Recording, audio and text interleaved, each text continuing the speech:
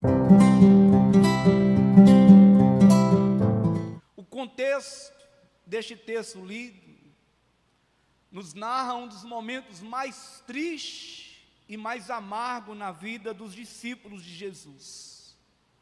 Durante 3 anos, Jesus havia operado grandes milagres na vista daqueles discípulos. Eles haviam visto com seus próprios olhos milagres extraordinários operados pelas mãos de Jesus. Por exemplo, eles viram Jesus curar os cegos, viram Jesus curar, levantar paralíticos, viram Jesus fazer algo maravilhoso, que foi a ressurreição do filho da viúva de Naim.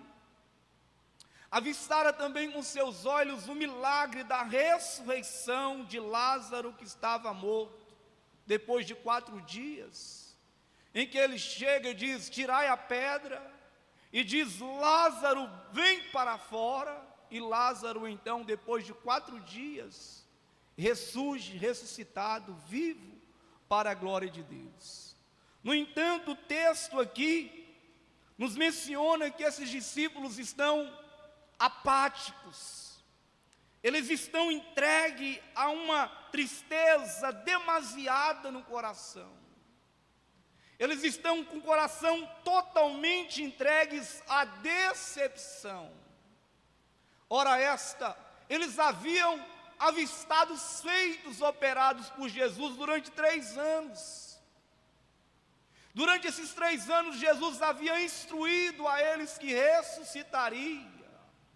No entanto, agora passam-se 3 dias,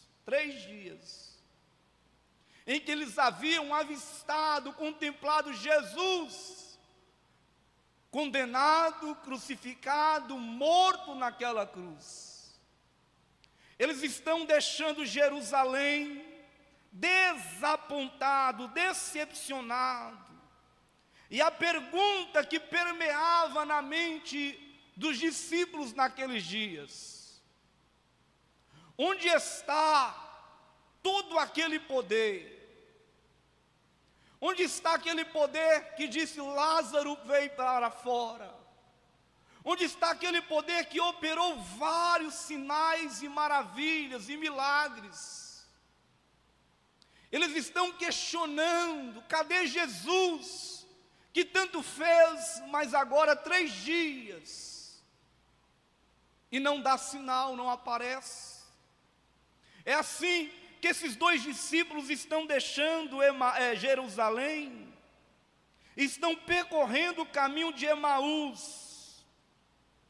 Diz o texto sagrado que Jesus, ele se aproxima desses 2 discípulos ressurretos, mas esses 2 discípulos estavam com o coração tão sobrecarregado de tristeza, de decepção, que eles não tiveram olhos, reconheceram que quem de fato ali estava andando entre eles era a própria pessoa de Jesus Cristo.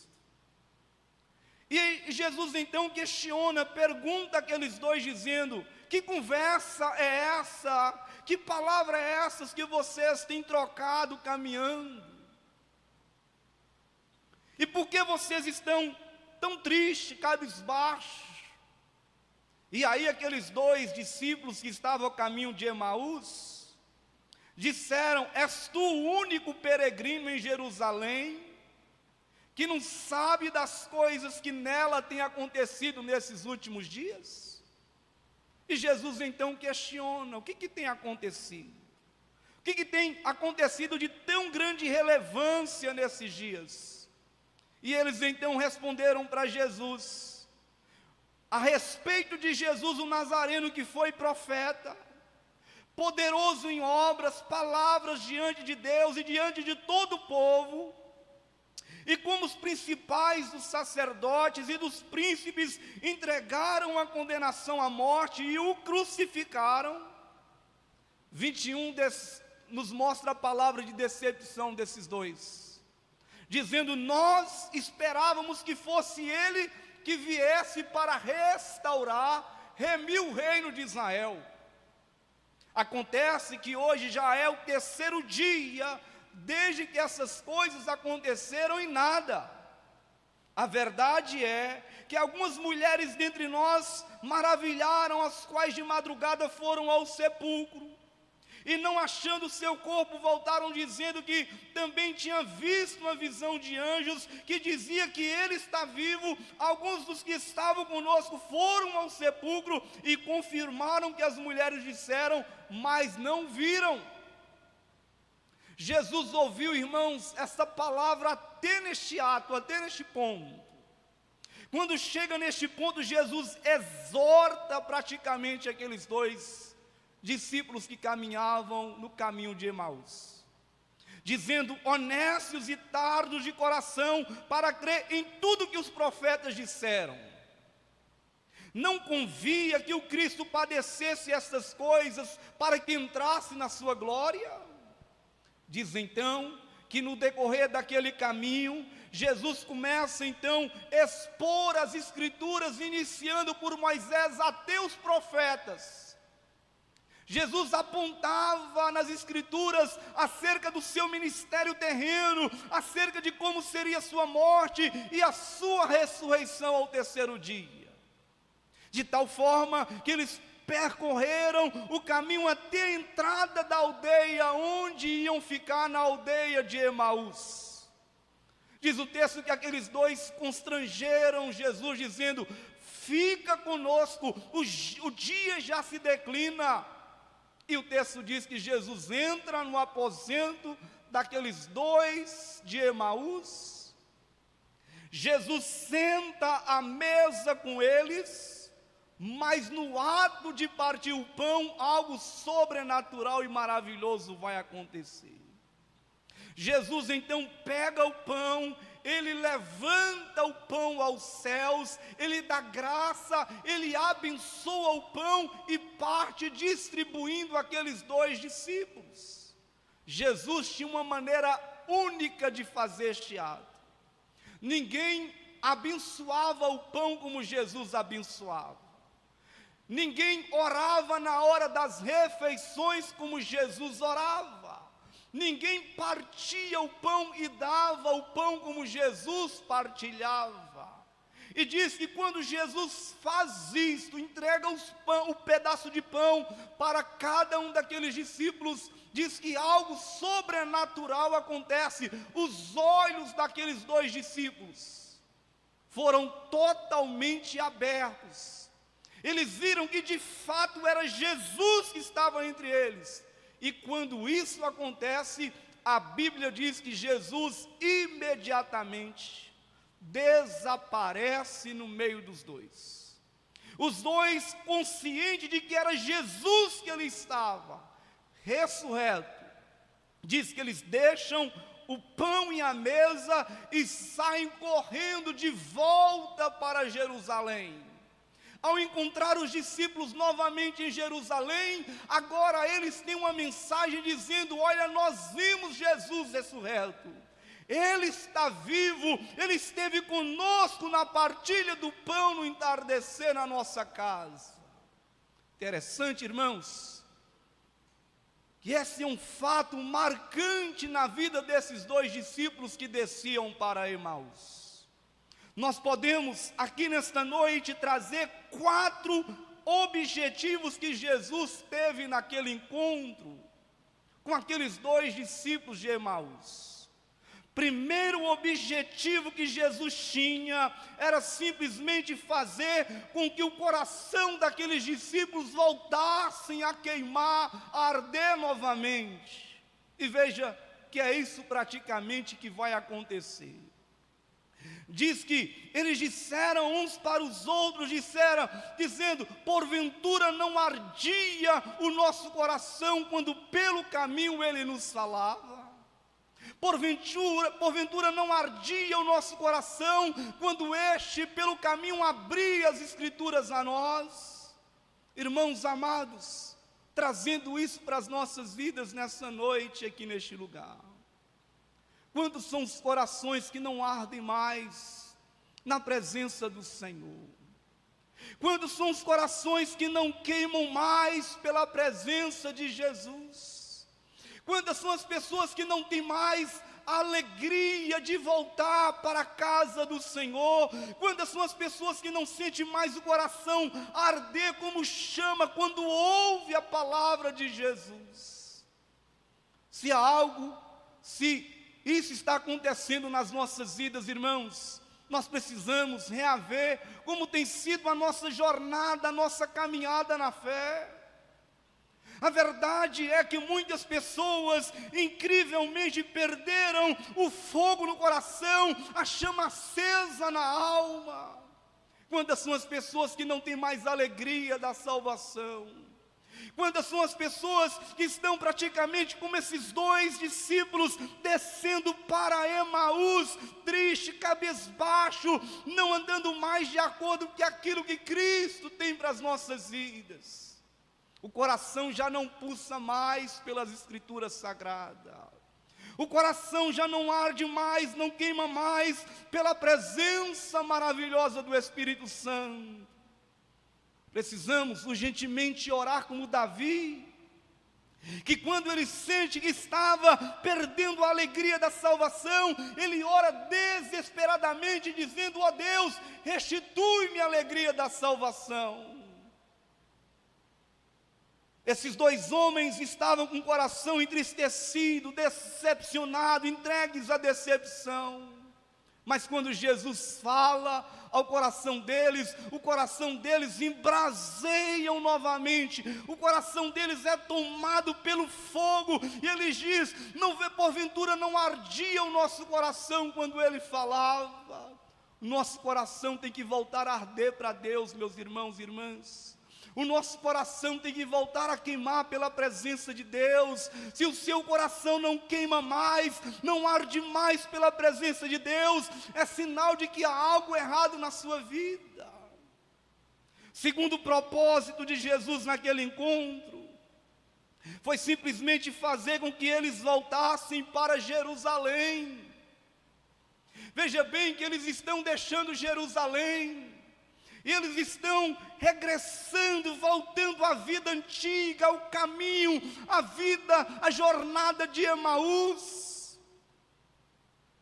A palavra Jerusalém significa lugar de paz, e Emaús significa simplesmente vaidade. Veja bem que aqueles dois discípulos estavam deixando o lugar de paz, a cidade do rei, e incorrendo, amados irmãos, no caminho da vaidade, afastando do propósito de Deus para a vida deles. Quantas são as pessoas que têm feito este caminho nesses dias? Quantos são, de certa forma, os jovens que não andam mais como andava outrora na presença de Deus? O coração não arde, não pulsa, não queima mais para o Senhor. Quantos têm deixado a Jerusalém de paz e entrado no caminho da infelicidade, no caminho da decepção, no caminho da ilusão, no caminho da vaidade? Emaús denota o caminho da vaidade, o caminho da perdição. E Jesus, quando encontra aqueles dois, ele faz com que os dois voltem para Jerusalém. Precisamos, irmãos, voltar urgentemente para o lugar de paz. Não é plano de Deus para a sua vida você deixar Jerusalém. Não é plano de Deus para as nossas vidas ausentarmos deste lugar de paz e incorrermos para o lugar da vaidade. Quantas são as pessoas que estão fazendo este caminho inverso? Ao invés de trilhar o caminho proposto por Deus, que é um caminho de vida, um caminho de salvação, infelizmente tem trilhado o caminho da decepção, da tristeza, da angústia, da vaidade, das coisas que o mundo oferece. A ordem de Jesus para eles foi que eles permanecessem em Jerusalém. Talvez você não saiba, mas em Lucas 24:49, Jesus libera uma palavra aos seus discípulos, dizendo: permanecei, pois, na cidade de Jerusalém. Permanecer até que do alto sejais revestido de poder. Veja bem que essa palavra profética, essa palavra haveria de se cumprir na vida deles, desde que eles se atentassem em permanecer em Jerusalém. A promessa do derramamento do Espírito Santo não se cumpriria na vida daqueles discípulos estando em Emaús. Foi por isso que Jesus disse: permaneçam em Jerusalém. Meu irmão, a nossa responsabilidade nesses dias é estar permanentemente em Jerusalém. Até quando? Até que do alto sejais revestido de poder. Se há algo que nós não podemos fazer nesses dias, é nos ausentarmos do lugar de paz, para incorrermos no caminho da vaidade, no caminho do afastamento do propósito de Deus nas nossas vidas. Jesus fez com que eles voltassem para Jerusalém. É tanto que quando Jesus aparece a eles, quando os olhos deles definitivamente são abertos, a Bíblia diz que eles deixaram a mesa e voltaram para Jerusalém. Terceiro objetivo, neste encontro que Jesus teve com aqueles discípulos, era simplesmente fazer com que eles voltassem a ter comunhão com os discípulos. Entenda isso.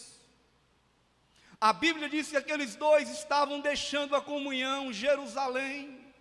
Os discípulos àquela hora, até aquela feita, estavam concentrados em Jerusalém.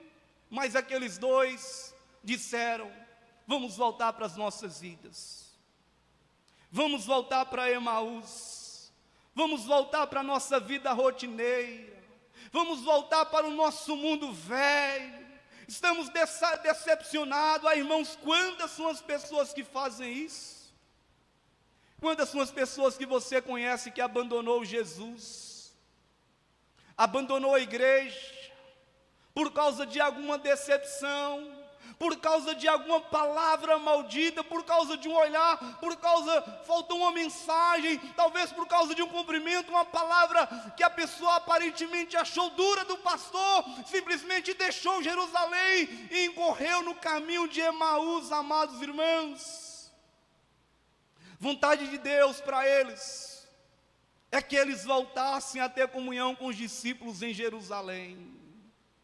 Vontade de Deus para nós, irmãos, é que nós estejamos na koinonia, isto é, na comunhão dos santos.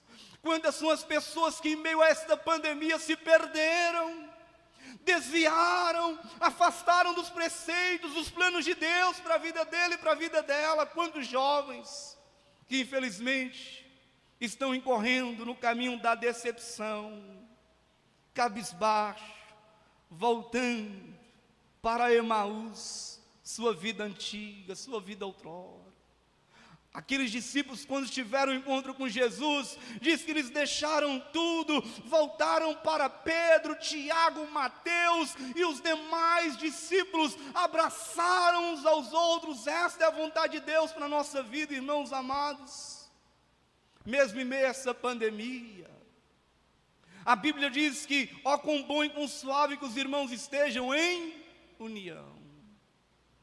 Jesus disse que onde estiver dois ou mais reunidos no meu nome, ali eu estou no meio deles. Jesus está aqui nesta noite.